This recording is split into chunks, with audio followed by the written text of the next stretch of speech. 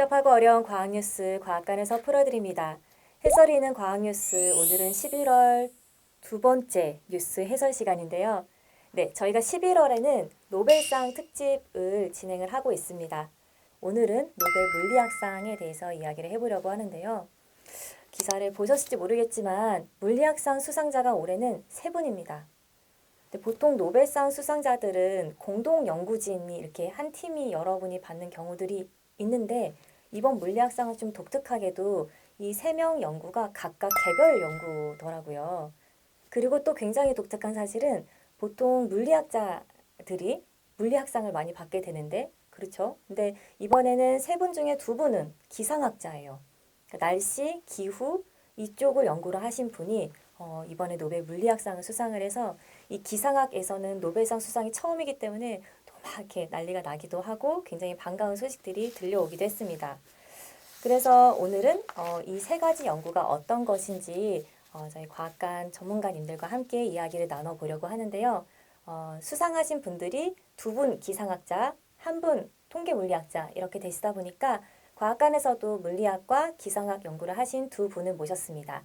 네, 그래서 제 양옆에 지금 계신데요. 먼저 좀 이렇게 소개를 좀 해주시겠어요? 네, 안녕하세요. 저는 국립과천과학관 정원영 박사입니다. 환경연구사입니다. 네, 오늘 기상학 전문 네, 과학자로 해설을 해주실 예정입니다. 그리고 또 한 분의 네, 과학자님. 안녕하세요. 과천과학관 정광훈 연구관입니다. 네, 오늘 그래서 이렇게 두 분 전문가님과 함께 이 어려운 노벨 물리학상 연구에 대해서 이야기를 나눠보도록 하겠습니다. 마나베 스쿠로 교수님, 네, 올해 90살이시더라고요. 그리고 약간 제가 이제 언뜻 이렇게 보니까 이 기상학에서 약간의 그런 효시 같은 이 기상학이라는 연구 분야를 이렇게 정립을 하는데 굉장히 큰 아주 기여를 하신 분이라고 하시더라고요. 그래서 이분의 연구를 지금 노벨상 수상위원회에서 어떻게 설명을 하고 있냐면 지구 기후의 물리적 모델 개발을 주도하며 지구 대기 중 이산화탄소의 농도 증가가 어떻게 지구 표면 온도 상승으로 연결되는지를 규명했다라고 합니다. 우리가 요즘에 대충 대기 중에 이산화탄소가 많아져서 뭐 온실효과도 일어나고 기후 위기가 뭔가 일어나고 있구나라고 뭔가 굉장히 많이 들어서 알고 있는 이 어렴풋한 일들을 굉장히 수학적으로 증명을 해낸 분이 아닌가라는 생각이 드는데요. 자, 그래서 이게 무슨 말입니까? 우리가 기상학을 연구한다고 했을 때 뭐 과학을 연구하는 음. 것도 마찬가지지만 방법이 이론적으로 수치를 모델링 한다던가 뭐 시뮬레이션을 해서 뭐 예측을 한다던가 이런 식의 이제 이론가들이 있고 또 한편에서는 실제로 이제 관측이나 측정을 통해서 실제 값들을 모아서 실험을 하거나 해서 그걸 바탕으로 연구를 하는 과학자도 있잖아요. 그쵸. 네. 네. 근데 오늘 이제 노벨상을 받으신 분들은 이론가이신 거죠. 그 네. 모델링 쪽을 하시는 분들인 거예요. 그래서 그걸 이제 그래프나 뭐 수식이나 모델링 이런 걸로 표현을 하시는데 교수님의 이렇게 네네.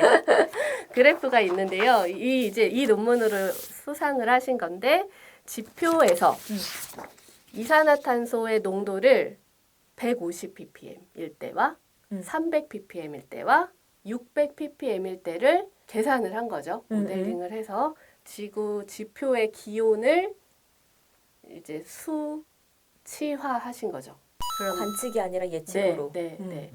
그 값이 그래서 150일 때와 300일 때의 차이 2배잖아요, 똑같이. 그쵸. 그때 지표의 온도가 2.28도 상승하는 시나리오이고 300일 때와 600일 때도 마찬가지로 2배이긴 하지만 값이 조금 더 많아요.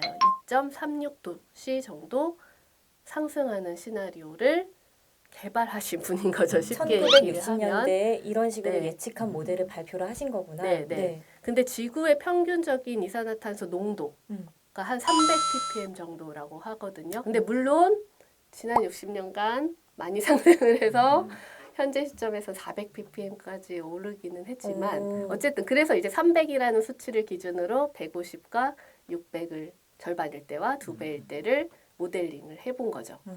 그런데 대략 2에서 3도 정도 기온이 상승하는 시나리오를 이제 예측을 하신 거고 그 후 지금까지 한 50년의 기간 동안 쭉 관측했던 결과가 이분이 예측했던 시나리오의 값과 유사하다는 발견이 된 거죠. 오. 근데 그 마나베 교수가 그 모델링을 통해서 CO2 농도의 어떤 비율에 따라서 온도가 이렇게 올라갈 수 있다는 것을 하기 이전에는 그래서 온실효과가 막연히 있을 거라는 정도는 알았지만 그 CO2 그죠? CO2 농도에 따라서 이게 영향이 있을 수 있다는 것을 이렇게 정확하게 이렇게 밝혀냈다는 게 의미가 있는 거죠. 네, 네. 네. 지금 이 2021년에 이 분이 노벨상 수상에 선정이 된 거는 어쨌든 여태까지 쌓인 관측 데이터로 보아하니 예전 이 모델이 여러 모델 중에 잘 맞았다는 것도 있고 이 뭔가 이런 되게 복잡한 기후 변화 현상을 수치화했다는 거에 처음 방법적인 처음이었다는 시초가 것도 의미가 있고 네, 네. 그런 것 때문에 수상을 하신 거다. 자, 그러면 두 번째 연구랑 좀 이어지는 것 같은데 그 두 번째 그 지금 클라우스 하셀만 교수님 연구로 바로 이어가 볼게요. 날씨와 기후를 연결하는 기후 모델 연구를 진행을 했다고 하더라고요. 그러니까 날씨와 기후의 개념 음. 을 먼저 보면 그러니까 날씨는 끊임없이 변해요.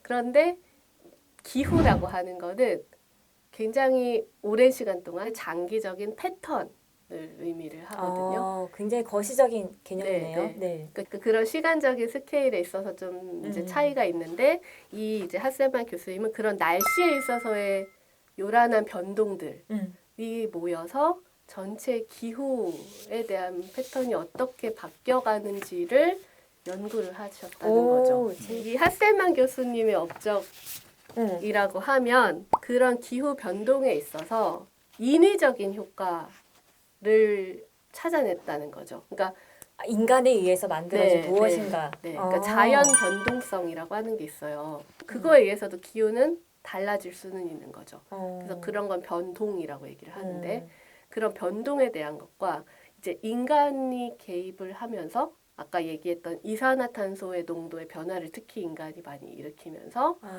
기후가 변화되는 그 인위적인 요인에 대한 거를 구분을 해내신 거예요. 그래서 여기에서 까만색이 이제 실제 관측값, 이것도 이제 관측값은 존재를 하는 거고 그 다음에 파랑색 그래프에서 나오는 게 자연 변동성에 의한 예측값. 그리고 빨간색이 이제 인위적인 효과를 포함을 했을 때 예측값인데 실제 관측값은 인위적인 요인을 포함했을 때 값과 굉장히 유사하다는 거죠. 그 패턴이 특히 산업화 이전은 인간의 활동이 있던 없던 간의 자연값이랑 거의 일치하는데 그 산업화 이후에 자연 변동성만 남으면 지금처럼 기온이 올라가지 않죠. 실제로 기후변화에서 공식적으로 많이 자료를 쓰는 게 IPCC 종합 보고서를 많이 쓰는데 그 IPCC 보고서에서 그러니까 연구를 하는 데도 이 분의 모델링이 쓰이는 거예요. 그 정도로 네. 굉장히 이 분야에서 의미가 있는 네, 교수님이신 네, 네. 거구나. 세 번째 연구 수상하신 분은 그 조르조 파르시라는 이탈리아 그 사피엔자 대학교 교수님이신데 이분은 완전히 통계 물리학자이시고 복잡계 이론이라고 저희 얼핏 들어봤던 이 용어를 조금 더 구체화하는데 아마도 도움을 주신 연구를 한 게 아닌가라고 어렴풋이 알고 있습니다. 그래서 이분의 연구가 어떤 것인지 정광훈 박사님 설명해 주실까요?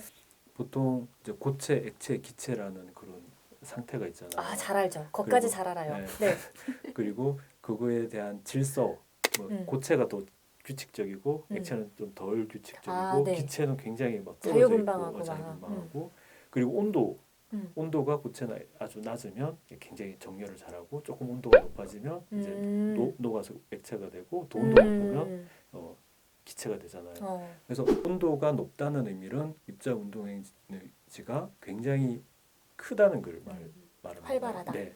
이런 것들 갑자기 온도를 낮췄을 때 뭐 이제 기체가 액체가 되고 액체가 고체가 되겠죠. 그런데 고체도 보통 어떤 경우 대부분은 이제 규칙적인 배열을 가지는 경우가 있는데 글라스라는 그런 이제 말 그대로 이제 유리죠, 유리. 우리 맨날 보는 유리. 유리가 사실은 고체가 완벽한 고체가 아니고 딱딱하지만 고체와 액체의 그 중간적인 성질을 가지고 있어요. 아 그러니까 저희는 고체, 액체, 기체만 아는데 네. 의외로 우리 주변의 물질 중에 그 이렇게 딱 뭔가 정확하게 삼분법으로 구분이 안 되는 네. 것들이 있더라고요. 네, 그 유리가 그랬구나. 네, 물리학에서 이제 관심사는 그냥 그 글라스 그 자체였고 그 특한 그것들을 성질을 가진 것이었네요. 실험으로만 이제 한다기보다 모델을 세워서 그 현상을 이해를 해보고 싶은 시도가 있었고, 이런 게 물리학자죠. 네, 그래서 이제 온도를 갑자기 낮췄을 때 진짜 유리가 되는 그런 시스템을 고민을 했던 거예요. 그 파리시 교수님이.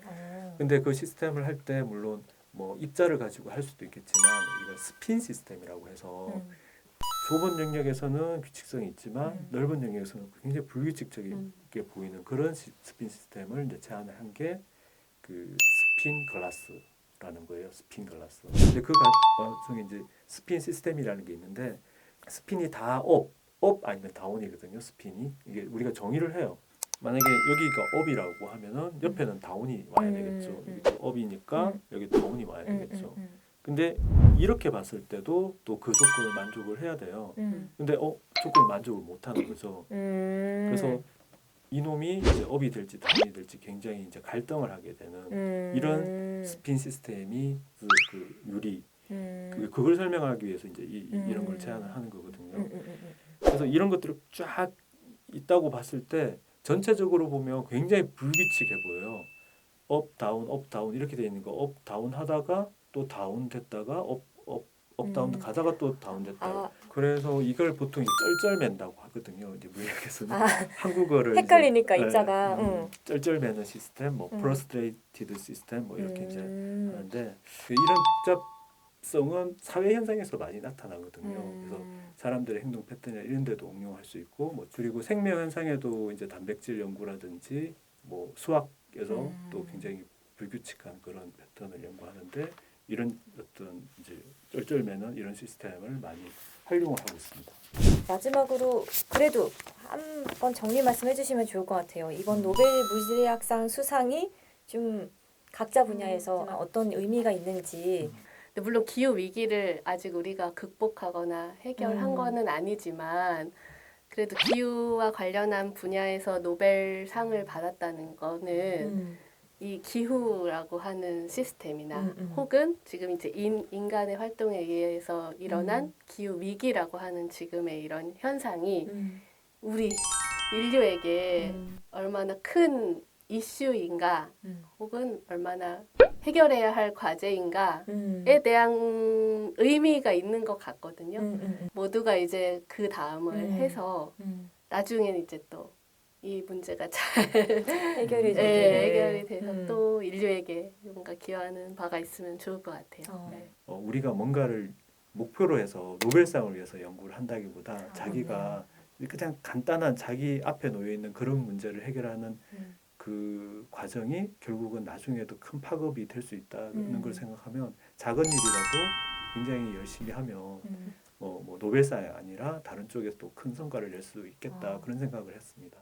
나에게 주어진 일들을 그냥 성실하게 재미있게 해나가다 보면 좀 이런 뭔가 영향력도 생길 수도 있고 그런 일들이 일어나지 않을까라고 생각을 합니다.